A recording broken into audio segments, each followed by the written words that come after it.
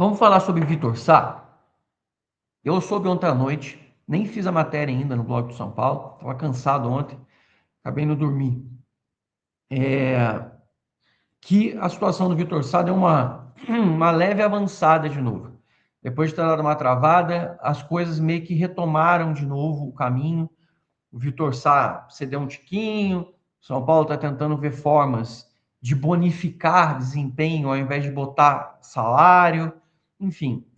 Entrou o Vasco na história e também entrou o Vasco na concorrência do Arthur Chaves, que é um jogador que o São Paulo também consultou. Aí teve ontem uma pessoa que me perguntou, e a pergunta é muito pertinente, mas Anqueta, por que está bombando tanto nome? Aí eu vou voltar para vocês há 10, 15 dias atrás, que eu falei para vocês o seguinte: lembra que eu disse para vocês que é, o São Paulo tinha uma lista com mais ou menos 60 nomes de jogadores? Esse é o problema. Tem 60 nomes numa lista. Gente, é óbvio que de 60 nomes vão começar a vazar, sei lá, 20, 30.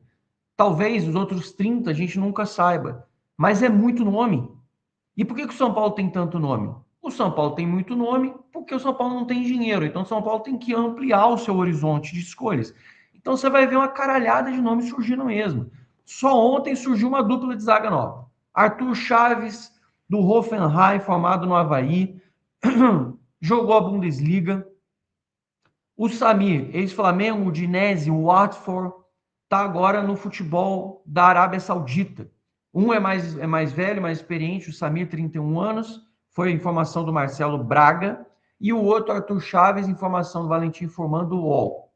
Sempre dou crédito aqui de onde surgiu. Quando é minha informação, eu dou que é minha informação. Quando não é minha informação, o crédito vai para a pessoa correta. É um canhoto e um destro. Aí o problema de ser esses dois. Como é que está a situação? Ambos em estágio preliminar. Zanqueto, São Paulo está, então, interessadíssimo nesses dois, é com eles que o São Paulo vai negociar? Não necessariamente. O São Paulo está abrindo conversas em várias frentes. Vou repetir. Gente, 60 nomes. 60 nomes para conseguir 4, 5 reforços é muita gente. Você vai acabar metralhando muito nome para conseguir atingir. Então, vocês vão ouvir nome para caralho mesmo. Assim, Zanqueta, mais um palavrão. Gente, fala para mim outra palavra que dá tanta conotação verdadeira de quantificação para muito ou para essa quantidade do que é um para caralho na vida. Não tem. Então, assim, esses nomes que surgiram, eu acho o Arthur Chaves muito melhor nome do que o Samir. Eu acho o Samir, se fosse eu, não faria esforço nenhum. No caso do Arthur, é um menino mais jovem, já acho que é um jogador que vale a pena você fazer um empréstimo com opção de compra, já acho que faz sentido, já acho que tem nexo. Aí você pega um Tolói e tira da folha no ano que vem, aí você tem uma perspectiva, porque aí você pode ter depois uma venda futura. É um tipo de negócio que, para mim, até fiz uma postagem no blog falando sobre isso, vantagens e desvantagens da compra. Agora, ele custa mais caro.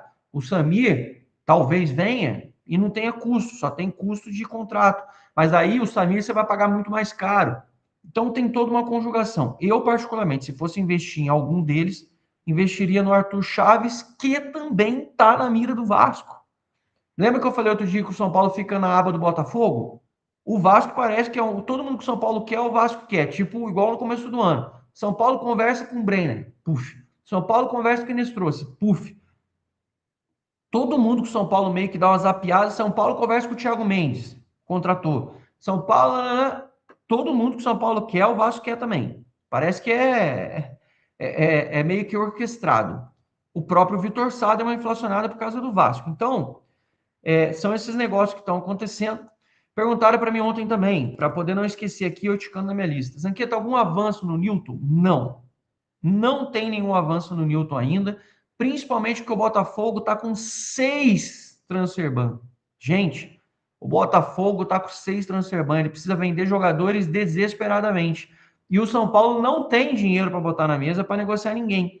Então, talvez o Botafogo venda o Newton, que quer 20 e poucos milhões, por 10 para alguém, mas alguém que bote 10 na mesa. O São Paulo não tem essa grana para botar, então a situação do Newton está estagnada, está totalmente parada. Tem também uma listagem de jogadores para sair, que o pessoal me pergunta assim, Zanqueta, mas tem listagem para chegar e tem listagem para sair? Tem. O São Paulo tem pelo menos 10 nomes que podem sair nesse meio de ano. É bastante gente. Já falamos. Bobadilha, Marcos Antônio, Tapia, Ferreirinha, o Wendel já não vai mais sair, vai ficar. Cédric Soares, Osório tem consulta. Aí surgiu informação, o Rian Francisco tem proposta do Shakhtar. Zanqueta, é verdade isso? Gente, perguntei isso ontem para as pessoas de São Paulo. Chegou a proposta oficial, porque o portal RTI Sports, também notícia deles, sempre damos crédito aqui. O portal RTI Sports informou o seguinte: o Rian Francisco recebeu proposta oficial do Shakhtar Donetsk de 17 milhões de euros. Fui perguntado, é verdade que o São Paulo recebeu a proposta pelo Rian Francisco de 17 milhões de euros? Me falaram, Zanqueta, não é verdade. São Paulo não recebeu proposta oficial nenhuma pelo Rian Francisco. Então, já trazendo para vocês. Aí surgiu outro assim, Zanqueta, o TT recebeu proposta do Ajax. É verdade? Também me responderam. Zanqueta, temos consultas aos montes pelos nossos jogadores de base, pelos nossos garotos. Muita gente aparece, principalmente intermediário, que depois tenta vir perguntar qual é o valor e tentar sondar para ver se depois oferece no mercado para ganhar comissão. Perguntei, mas tem alguma proposta oficial pelo TT? Não. No caso do Osório, existe uma sondagem mais aprofundada que o São Paulo tem conhecimento. O Betis tem um interesse real pelo Osório. É diferente. Mas tem proposta pelo Osório hoje? Não. Mas tem uma sondagem mais formal pelo Osório.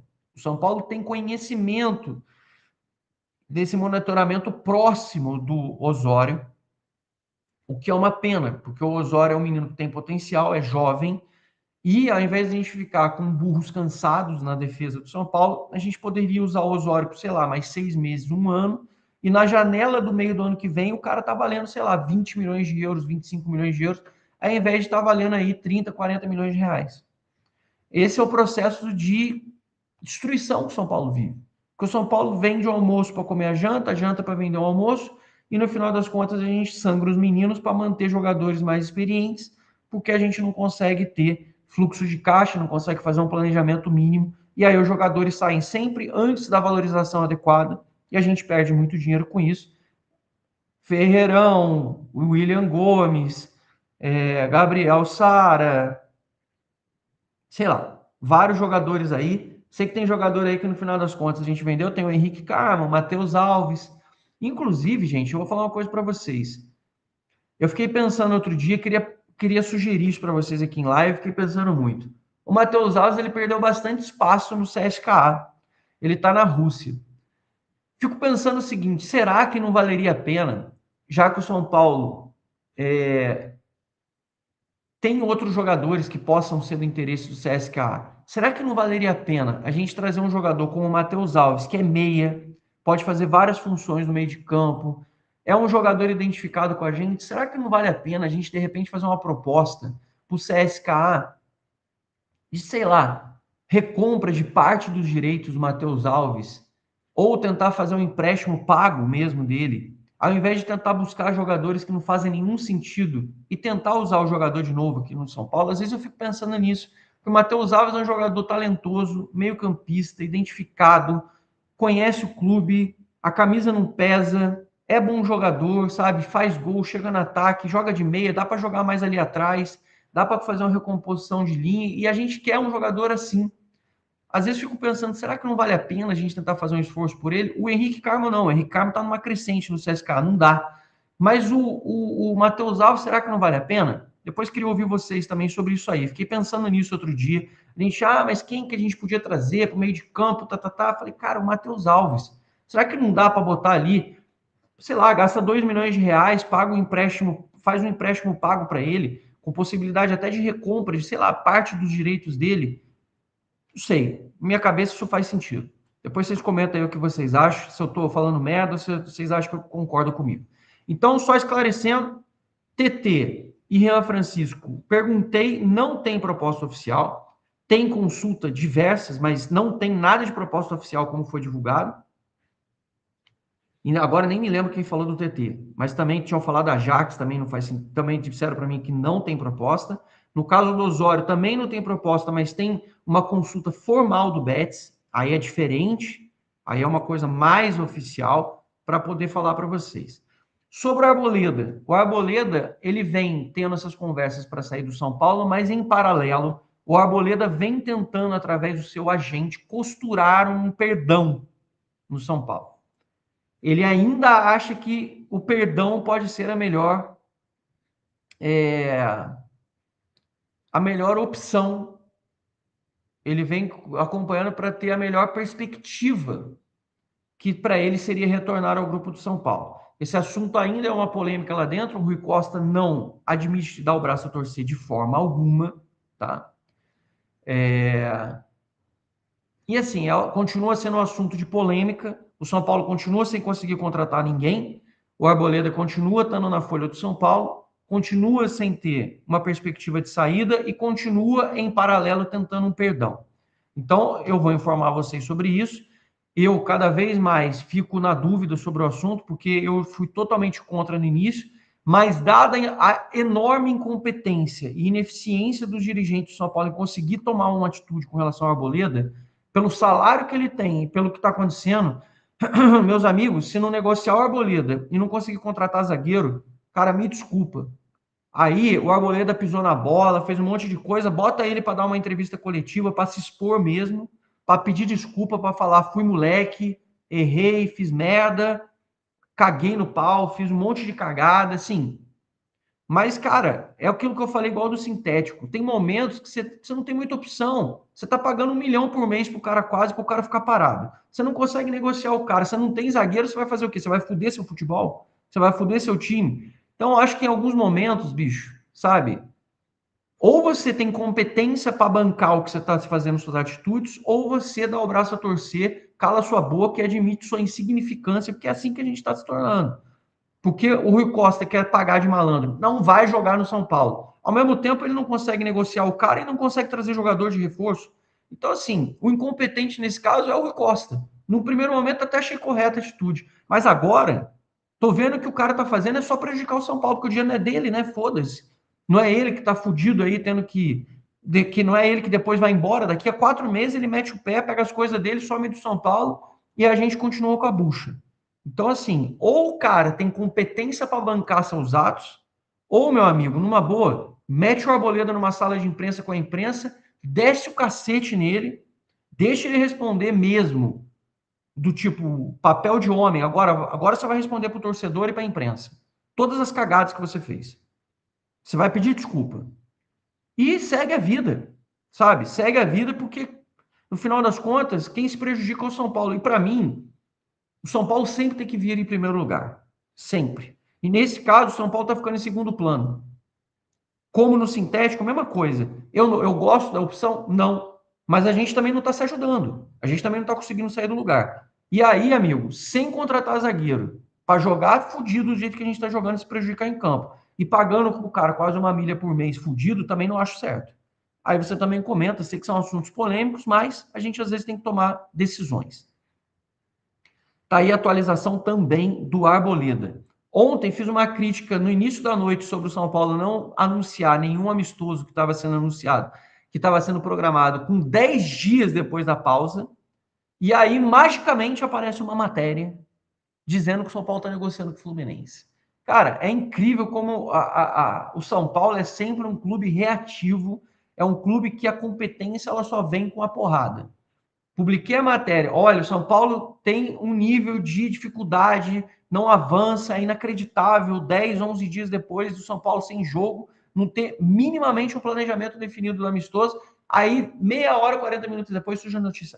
O São Paulo negocia com o Fluminense. Gente, vocês são muito evidentes, vocês são muito óbvios. Pelo amor de Deus, o departamento de futebol de São Paulo hoje, na figura aí do Rui Costa, do Rafinha, cara, vocês são muito óbvios. São muito óbvios. Vocês tomam crítica e vocês lançam uma matériazinha para a imprensa. Que ridículo. É ridículo demais. Sai a matéria com crítica, 40 minutos depois sai uma noticiazinha de que vocês vão fazer amistoso. Ah, estamos negociando o amistoso. O Fluminense está negociando, mas não fechou. Precisa de 15 dias para negociar a porra num amistoso, cara. É muita dificuldade de planejamento, é muita incompetência, é muita dificuldade de ser capaz de executar as coisas. E desculpa, mas para mim é muita incapacidade de conseguir resolver tudo. Ah, estamos fechando com o Domingos Duarte, naufraga. Estamos fechando com o Vitor Sá. Já estamos com tudo resolvido, estamos dando não sei o quê. Dá para trás e perde e quase perde o negócio. Não consegue fechar amistoso, não consegue negociar Arboleda, não consegue vender jogador, não consegue fazer porra nenhuma. Mas na hora de ir para a câmera, é aquela coisa.